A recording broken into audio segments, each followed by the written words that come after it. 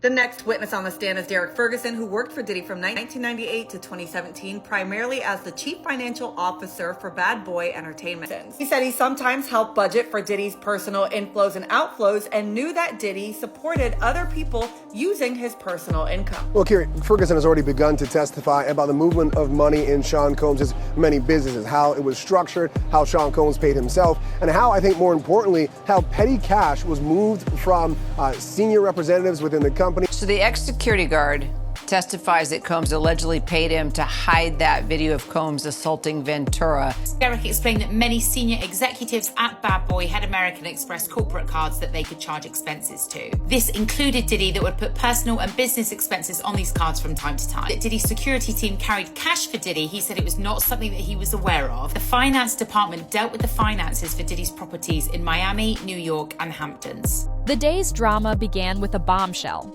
The jury had just heard from a hotel security officer who claimed Sean Diddy Combs paid $100,000 in cash for the security footage of a 2016 assault on Cassie Ventura. Now, all eyes are on Derek Ferguson, Combs' longtime finance chief, as he takes the stand.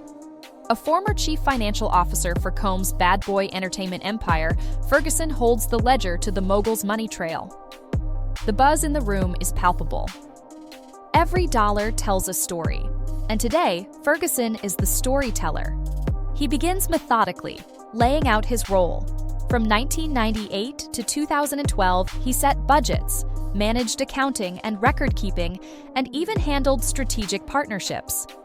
He paints a picture of a sprawling business operation, one that often blurred the lines between business and personal spending.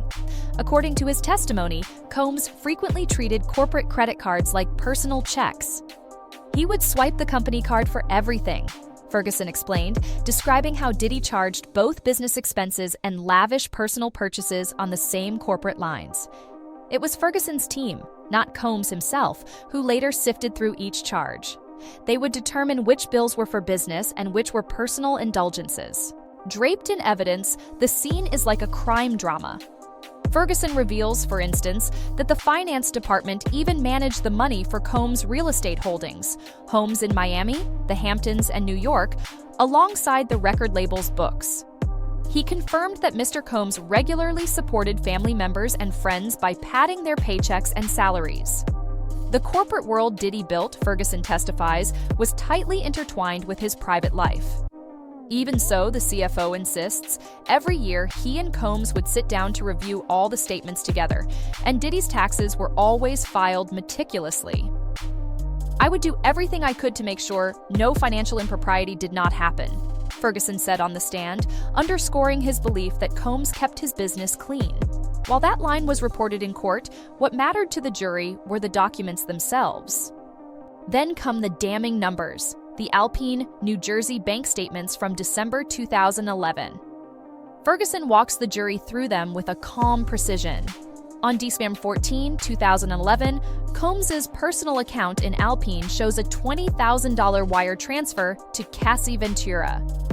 Days later, on December 23, that same $20,000 appears, wired back into Combs' account, coming from Cassie's father, Roderick Ventura. Finally, on December 27, the account shows $20,000 returned to the Ventura's account. This three-step shuffle leaves no doubt. Money moved out, money came back, all in the span of 2 weeks. Ferguson confirms what Cassie's mother, Regina Ventura, already testified, that the Ventura family was scared after Diddy threatened Cassie with leaked videos and demanded payment. The CFO explains that the ledgers match her story exactly. $20,000 paid out, then the same $20,000 returned. It's as if the corporate empire was a mailbox for Combs' threats. The courtroom reacts. A hush falls. This is the first time jurors have seen those private bank transfers. Now they have the finance chief himself vouching for their authenticity. Implications swirl. Was this a ransom paid under duress? Ferguson's testimony suggests it might have been orchestrated through the business accounts, lending weight to the prosecution's claim that Combs used his empire to hide dirty dealings. The fact that these transfers were run through Bad Boy Entertainment's books, and confirmed by its own CFO, is a quiet bombshell.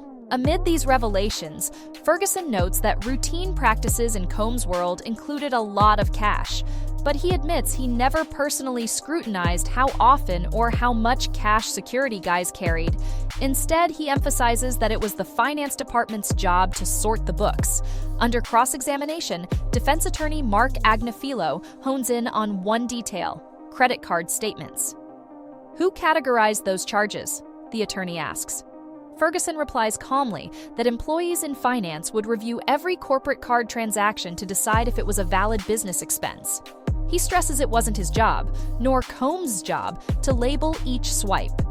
The implication: Diddy may have charged freely, trusting his accountants to audit him later. Then comes a moment of human drama. Agnafilo leans forward and asks the question on everyone's mind: "How do you feel about Mr. Combs now?" There's a long pause. Ferguson's face tightens. For several seconds, the room is utterly silent, a collective breath held. Finally, the CFO shakes his head slowly. The verdict hangs in that gesture. He looks away and admits simply, "I don't know how to respond to that." It's an emotional snapshot. The man who once trusted Combs with millions now struggling to reconcile his memories of Diddy with the evidence laid out. The judge quietly admonishes the courtroom to maintain order as murmurs break out. Through all this, the narrator guides us with commentary and tension. From thick corporate portfolios to intimate bank transfers, Derek Ferguson peeled back the layers of the Combs empire. Each spreadsheet line and statement page told a story of money flowing through a famous business and through a famous man's life. Now, with the CFO's revelations echoing through the courtroom, jurors face a chilling question. Are these financial maneuvers part of a legitimate business or part of something more sinister? So here is the key takeaways from the CFO's testimony: corporate card revelations. Ferguson testified that Combs often charged personal expenses on his corporate credit cards. His accounting team would later scrutinize each charge and allocate it to the appropriate business account. Blurring of finances. Combs' business empire and personal life were deeply intertwined. The finance department didn't just handle the record label's money, it also managed Combs' real estate properties and helped pay family salaries, blending corporate funds with private needs. Cassie Ventura transfers, December 2011. Bank records shown to the jury matched Cassie's family's testimony. The ledger showed $20,000 wired from Combs to Cassie, followed days later by $20,000 wired back from her father's account. This exchange confirmed that, under pressure, Combs had funneled money through his corporate accounts only to have it returned, a financial pattern central to the government's case of intimidation and cover-up.